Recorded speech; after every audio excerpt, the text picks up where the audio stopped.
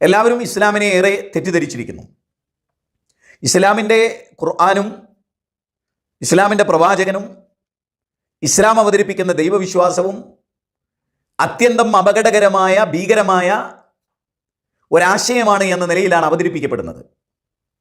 ചരിത്രപരമായ ചില പഠനങ്ങൾ അനിവാര്യമായ ഒരു ഘട്ടമുണ്ട് ഇവിടെ.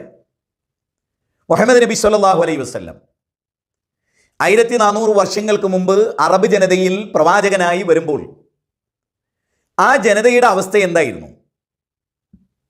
ഒരാശയം മനുഷ്യനിൽ എത്രത്തോളം സ്വാധീനിക്കുന്നു? അപ്പോൾ നമുക്കറിയാം, ഒരാളുമായി ബന്ധപ്പെടുമ്പോൾ ഒരാളുടെ ദുസ്വഭാവം മാറുകയും അയാളൊരു നല്ല മനുഷ്യനായി തീരുകയും ചെയ്യുന്നുവെങ്കിൽ ഈ വ്യക്തി സമൂഹത്തിന് ഉപകാരമുള്ളവനാണോ ഉപദ്രവമുള്ളവനാണോ? ഇപ്പം നബി സല്ലല്ലാഹു അലൈഹി വസല്ലം വരുന്ന നാട്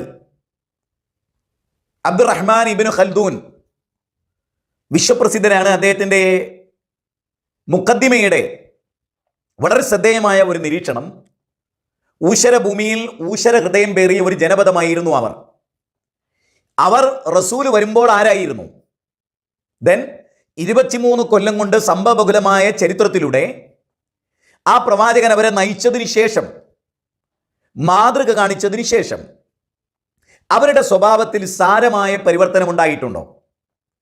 അതല്ല, അവർ വളരെ മാന്യന്മാരും സർവത്ര ദയാലുക്കളും അങ്ങേയറ്റം കാരുണ്യമുള്ളവരുമായിരുന്നവർ എല്ലാവരെയും കൊല്ലുന്ന, എല്ലാവരെയും നശിപ്പിക്കുന്ന, വാളയെന്തുന്ന ക്രൂരന്മാരായി മാറിയിരുന്നോ? ഒട്ടകത്തിൻ്റെ സഞ്ചാരത്തിനനുസരിച്ച് ടെൻഡ് കെട്ടി ജീവിച്ചിരുന്ന ഒരു ജനത. ശരി, പ്രവാചക തിരുമേനി വിശുദ്ധ ഖുർആനുമായി അവർക്കിടയിലേക്ക് വന്നതിന് ശേഷം കാര്യമായ മാറ്റം അവർക്കിടയിൽ ഉണ്ടായോ? അവിടെയാണ് ഞാൻ പറയുന്നത്, ഇസ്ലാം വന്നതിന് ശേഷം ആ ജനത ആർദ്രമാവുകയായിരുന്നോ?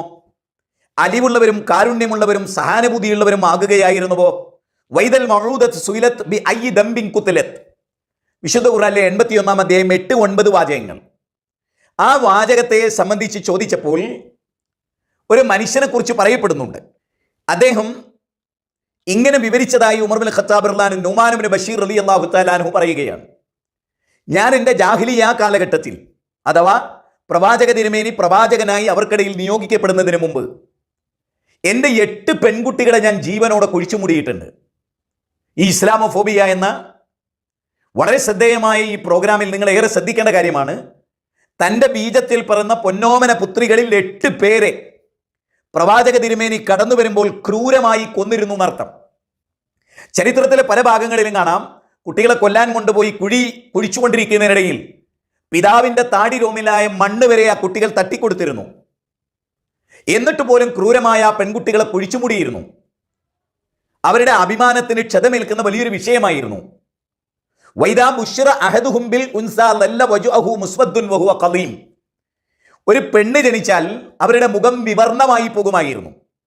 ഉഗ്രകോപത്താൽ അവരുടെ മനസ്സ് ആകെ അസ്വസ്ഥമായിരുന്നു. ഈ കുട്ടിയെ വിട്ടേക്കണമോ കൊല്ലണമോ? വിശുദ്ധ ഖുർആനാണ് പറയുന്നത്.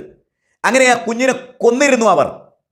ഇനി നമുക്ക് ആലോചിക്കാനുള്ളത്, അങ്ങനെ കൊന്നിരുന്നതിനെ തൻ്റെ കൂടെ ഭക്ഷണം കഴിക്കുമെന്ന് വിചാരിച്ച് വലാ തഖ്തുലു ഔലാദകും ഖശ്യത ഇംലാഖ്, വിശുദ്ധ ഖുർആനിൻ്റെ 6-ാം അധ്യായം 151-ാമത്തെ വചനം, വിശുദ്ധ ഖുർആനിൻ്റെ 17-ാം അധ്യായം 31-ാമത്തെ വചനം.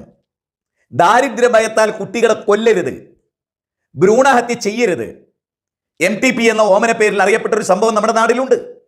എന്നാൽ പ്രവാചക തിരുമേനി കടന്നു വന്നു, പെൺകുട്ടികളെ ജീവനോടെ കുഴിച്ചുമൂടുന്നതിനെതിരെ അതിശക്തമായ വാചകങ്ങൾ അവതരിപ്പിച്ചു. 8 പെൺകുട്ടികളെയാണ് ഒരു പിതാവ് കൊല്ലുന്നത് എന്ന് നിങ്ങൾ ഓർക്കണം.